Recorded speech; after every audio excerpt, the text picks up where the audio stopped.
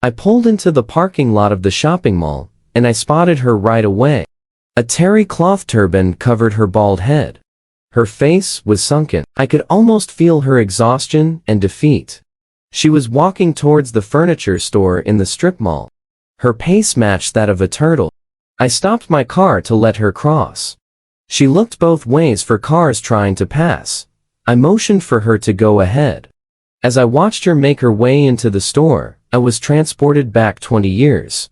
Her face was familiar. I had seen it before. She wasn't my mother, but she had the same face. The face that loved ones no longer recognized. The face that told the world that you were more than sick. The hollowed eyes and frail body signify that death is near. The sickly woman made her way across the street, and I found a parking spot. I sat in the car for a few minutes, thinking of the sunken face that was all too familiar to me. I remembered the first time I had seen that same sunken face and terry cloth, turban-covered bald head. The day I looked at my mother's face and couldn't find her. It started with a phone call from my Grammy. She was brash and direct. "You know your mother is dying, don't you? She went to the doctor a few days ago, and she was told she wasn't going to make it. The cancer has spread, and they have given her anywhere from 2 weeks to 2 months to live. If you want to see her before she dies, you better get here." I spoke to my mother on the phone just a week ago.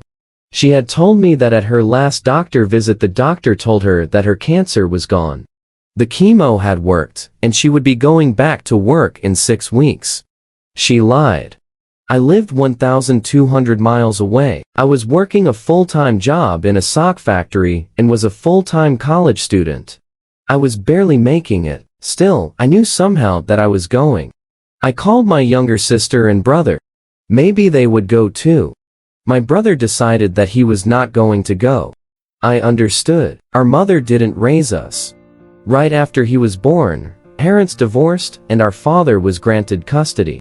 Our mother's drug and alcohol addiction was too severe for any judge to let her have 3 babies, even in 1981. I was 3, my sister 1, and my brother just an infant. Throughout the years, despite her addiction, she was able to maintain a relationship with us. She was able to have visits when she was sober or when she stayed with her mother, our Grammy. Our dad moved us a lot, but most of the time we lived in driving distance from our mother. Until he moved us out of New England to Alabama. We were no longer able to visit regularly. We were so far away. She came to visit a handful of times and would keep in contact with regular phone calls. She came to my sister's graduation. She wasn't able to make it to my brother's the following year. The next year, brother and his girlfriend had a baby. She wasn't able to make it to see the baby. His baby was 3 when I called him to tell him about our mom. He didn't want to talk. He let me know he wasn't going, and that was that. My sister wanted to go. She was in the same position as me, trying to work and go to school at the same time. Somehow, we would make it work. We spent the next few days working overtime so that we would have the money for the trip. We couldn't afford a flight, so we packed up my old car and took off. We didn't sleep, driving straight through, finally getting there after 20 hours on the road. We met our uncle at our Grammy's house.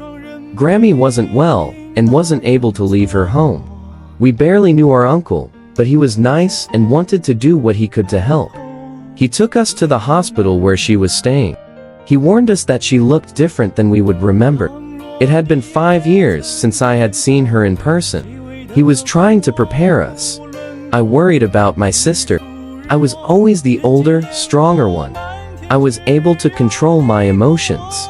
She was always the one to be sensitive, fragile, even. There was no preparing us for what we would see. My sister and I walked into the room together, our uncle following closely behind. I saw a woman lying in the bed. The woman had a sunken face. She was wearing a terry cloth turban to cover her bald head. She smiled at me, and it scared me. My uncle said this was her, so it had to be. I tried looking closer. I looked deep into her eyes. She wasn't there. Her eyes were hollowed and dark. The white around her pupils was yellow. Her green eyes looked more of a gray color. As I continued to search for proof that the woman in the bed was my mother, I could feel my heartbeat start to speed up. I could feel the blood flowing all through my body. My breathing started getting heavier and heavier. I had to get out of there. As I walked out of the room, I'd hear my sister gently talking to our mother. I could see her gently caressing the sick woman's arm with such love and care. I could see my fragile, overly emotional younger sister acting like a grown-up. My usually very composed self was coming apart. By the time I made it to the hallway, the tears were streaming down my face. My uncle followed me out into the hall. "That is not my mother." He embraced me and let me cry into his chest. I was then able to pull myself together and make it back into the room. I slowly walked in there and saw my fully composed sister visiting with her mother, knowing the end was near. "Stacy, look, can you see Barbie and Ken dancing on the sink over there?" They told me that the cancer had spread to her brain and that she may not even know who I was. She knew who I was. It was her. I moved towards her bed and gently embraced her. Her olive skin, once so soft and smooth, was now pale and barely stretched over her frail skeleton. "Where is my little peanut?" she asked. My little brother was always small, so she called him her peanut. My head spun as I thought back on my life so far. I could never understand why she couldn't give up her addictions and be our mom. I had always felt that she just wanted to party and have fun, and that she just didn't love us. Well, love us enough, I guess. I wanted to know why. I wanted to know how she could have a grandchild and not bother to make the trip to meet her. My little niece was amazing. How could she miss out on all this? How could she lie to me and not tell me how sick she was? All my questions would go unasked and unanswered. It didn't matter anymore. "He is downstairs getting a coffee," I quickly answered. Compassion felt much better than resentment. She then acted as if she was holding a baby, gently caressing a head that wasn't there. She said "my little peanut" over and over again. It was at that moment that I realized that her loss was as great or greater than my own. She would leave this world without ever getting the chance to be our mother or be a grandmother. Her regret and devastation bled through her dying brain. I was awakened from my daydream when I heard a car door slam in the distance. I was back in the present. I am very close to the age my mother was when she passed. At the age of 45, my mother was dying without ever truly getting to be a mother. At the age of 45, I am at the dollar store picking up crafts to help my kids make a leprechaun trap. I felt thankful. As I continued my errands that day, I couldn't help but think of that woman. Her sunken face and her frail body. She was very weak, yet still strong enough to go to the store. I wondered if someone had driven her. I wondered why she was alone. I wondered if she was dying with any regrets. I hoped not.